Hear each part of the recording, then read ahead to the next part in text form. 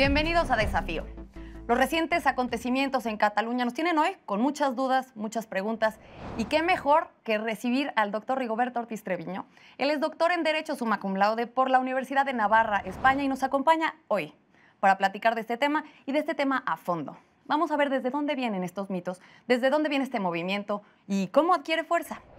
Bienvenido, Rigoberto, es un gusto tenerte aquí en el foro con nosotros. Al contrario, muchas gracias. Pues bueno, vamos a empezar por ver de dónde viene este movimiento, cómo surge, cuáles son las ideologías que empiezan a darle cabida a un movimiento que hasta hace poco no se veía como con dejos de independencia o no a este grado. Platícanos un poco de dónde viene todo este movimiento, por favor. Bueno, mira, hay dos hitos, vamos a llamar uno remoto y uno próximo. Ajá. El remoto es un romanticismo que data del siglo XIX, donde se empieza a formar el concepto de nación. Y Cataluña se ve como una nación independiente de España. Concretamente, la fecha es 1898. España pierde Filipinas, pierde Cuba, pierde Puerto Rico en una guerra contra los Estados Unidos. Y como que se deprime el país, tiene como una crisis de autoestima. Y aparece la famosa generación de escritores del 98, Machado, Ramiro de Maeztu, Azorín, pero también empiezan movimientos nacionalistas, uno en Euskadi y el otro en Cataluña. Y en Cataluña, pues, hasta escribe todo un libro que se llama El catalanismo, donde se empieza a hablar de una nación que tiene hasta diferencias raciales, que tiene otro tipo de orígenes. Y de manera próxima, con los Juegos Olímpicos de Barcelona, esto se recupera. Esto es como si se hubiera abierto una lata y explota aquello. ¿Qué es lo que hace que surja otra vez este movimiento y a este grado? En parte, el orgullo que les dio la organización de esos Juegos Olímpicos, que podían sacar una bandera que estaba prohibida, que era la estelada. Es una bandera que tiene que ver con la señera, que es la bandera oficial de Cataluña, constitucional, completamente en regla, pero esta tiene ese triángulo con una estrella, que está vinculada con la bandera de Puerto Rico y la bandera de Cuba, precisamente de esa guerra de 1898. Un tal Ballester, un marino, fue el que la inventó. Y esta bandera pues tiene una connotación socialista, tiene una connotación de izquierdas, un poquito también de anarquismo. Cataluña es la cuna del anarcosindicalismo en España. Entonces todo esto como que estaba dormido. La Constitución del 78, la Constitución vigente en España, les abrió una puerta al hablar de nacionalidades en el artículo 2 y es lo que acaba surgiendo. Y de ahí viene la educación, porque vemos que ha permeado esta ideología en una gran parte de la población. ¿Es en la Constitución del 78 donde se le da autonomía también a la educación? La educación se ha ido ganando gradualmente y el gobierno central ha ido cediendo. En 2006 tenemos ahora un estatut de Cataluña que fue impugnado por el gobierno central. Un estatut que desafortunadamente no tiene muchos puntos claros sobre qué compete al Estado central y qué compete al gobierno local que tiene Cataluña. Pero hay que irnos un poquito más para atrás. En 1988 es cuando se da una especie como de reforma educativa y una reconstrucción histórica de lo que sucedía en la región. Porque claramente la educación es un asunto de fondo. Hace pocos años llegabas a Barcelona y la gente hablaba en español. Y resulta que en el transcurso de unos pocos años hay personas que no hablan español. Así es. ¿No? ¿En qué momento se da este cambio social? Sí, en Cataluña empieza el movimiento de las escolas, o sea, unas escuelas que empiezan a tener la educación autonomista, pero se va promoviendo también como oportunidades laborales. Es decir, el que habla catalán va a tener las puertas abiertas, incluso no solamente de los nacidos en la región, sino también migrantes. Están aprendiendo catalán gente que viene de Sudamérica. Hay que recordar que en tiempos de Aznar hay una migración muy importante de ecuatorianos y de peruanos, y estos para conseguir un empleo tienen que aprender catalán. Entonces, de la mano del aprendizaje del lenguaje, se va aprendiendo también una especie como de doctrina política, en la cual ellos se van convenciendo que pertenecen a una nación per se y que España ha sido el villano a lo largo de la historia que ha reprimido a esta nación, que ha sido un enemigo histórico y que ellos tienen derecho a la autodeterminación de los pueblos, como dice Naciones Unidas, justamente utilizando el lenguaje como arma. Y bueno, nos platicabas del mito histórico, ¿no? Pero también hay un mito económico, ¿no? Porque dicen que Cataluña, si estuviera sola, sería una potencia europea. Esto viene de ese invento del catalanismo del siglo XIX, de considerar que son una raza superior, porque su origen data del siglo X, cuando estuvieron siendo una marca que se conocía como la marca hispánica en el sur de los Pirineos, ¿Qué estaba pasando? Era la Reconquista. Estaba el Islam en el sur de la península.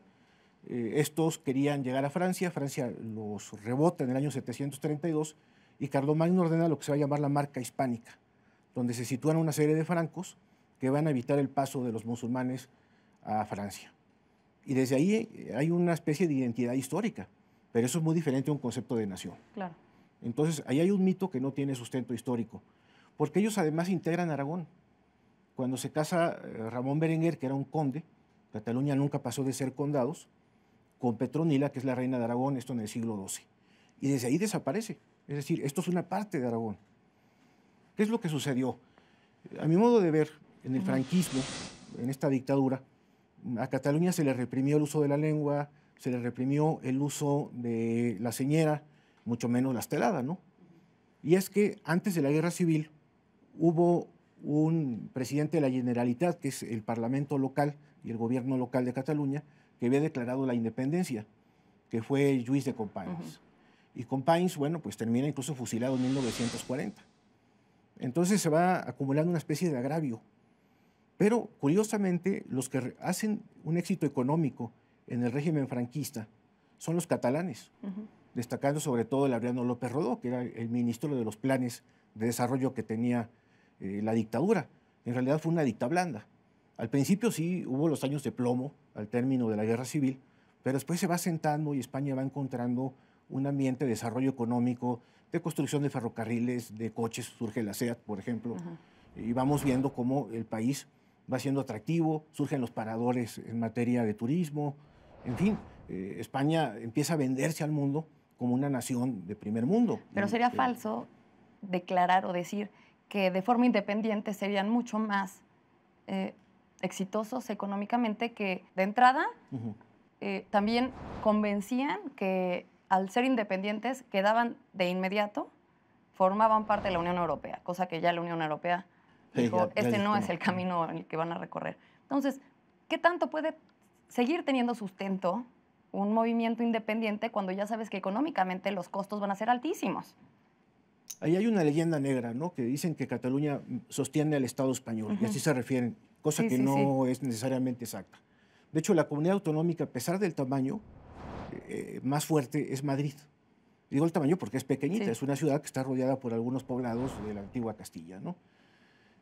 Otra que es muy poderosa es Navarra. En Navarra pues se arman la mayoría de los coches, en fin. Cataluña incluso ha ido perdiendo esa pujanza económica en los últimos 30 años. ¿Por qué? Porque el aislamiento del lenguaje ha impedido que muchos españoles quieran invertir en la región. Claro. Incluso cuando se vio la amenaza de la posible independencia, empiezan a expulsarse un montón de capitales. Dijeron, yo no me quedo aquí. Claro. ¿No? Y lo peor, o sea, dos bancos que son muy importantes de la península, pero que tenían su matriz en Cataluña. Y que tenían relación también con el gobierno. El Banco Sabadell, la Caixa, y son los primeros que salen inmediatamente. Digo, la Caixa tiene hasta de símbolo una figura de Miró. El Sabadell tenía de símbolo al entrenador del Barcelona, Guardiola, ¿no? Sí. Y aparecía como un coach en los spots, en fin. Todo esto se acabó, se acabó. ¿Y cómo se hacen del poder otra vez? ¿Cómo llegan otra vez a convencer a la sociedad? Sin mencionar que lo que buscaban de última instancia era la independencia. Pero ¿cómo se vuelven a hacer del poder? ¿Y de dónde surge este personaje que hasta hace poco en la comunidad internacional no era conocido, Puigdemont, y ahora es una cara familiar, ¿no?, para todas las personas que estamos en estos asuntos? Puigdemont es un caso interesantísimo porque si lo vemos no tiene carisma. O sea, no es Mahatma Gandhi, no es Nelson Mandela, no es un personaje que uno diga, bueno, no es Martin Luther King, ¿no? Alguien que movilice a una manifestación pacífica, alguien que tenga el pulso tomado además de su sociedad. Él viene de Esquerra Republicana, que es un partido que tiene bastantes décadas en la región, pero no contaba con la mayoría para gobernar. De hecho, él llega precipitadamente al gobierno porque había salido Artur Mas, que ya había querido convocar también a un referéndum independentista. Y Artur Mas era un líder con más paquete, contaba con el apoyo del equipo de fútbol Barcelona, que eso daba mucha publicidad y los ponía, ¿no? Mucha gente a veces empata Cataluña con ese equipo de fútbol. Sí. Y es que sí, en un clásico, o como le llaman ellos, un derbi con el Real Madrid, y si era en Barcelona, pues aparecía la señera en todo el estadio, y el terror para los jugadores del club merengue era tremendo, ¿no? Pero bueno, Para hacer gobierno requieres una mayoría. Cuando Puigdemont gana las elecciones después de la caída de Mas en 2015, no la tenía. Entonces se apoya en un partido minoritario de anarquistas, que es algo muy curioso, que es la CUP, que es donde vemos a esta chica del flequillo, sí, Ana Gabriel, que siempre va mal vestida al Congreso, van de camiseta, de jeans, con tenis.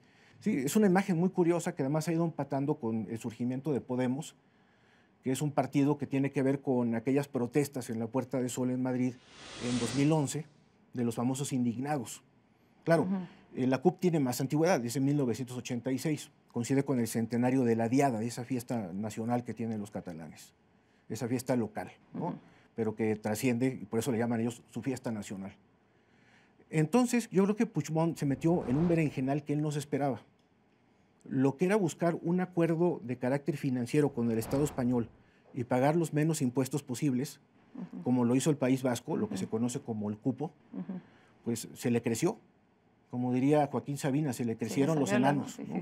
Y ya perdió el control del asunto, con una presión tremenda de la CUP.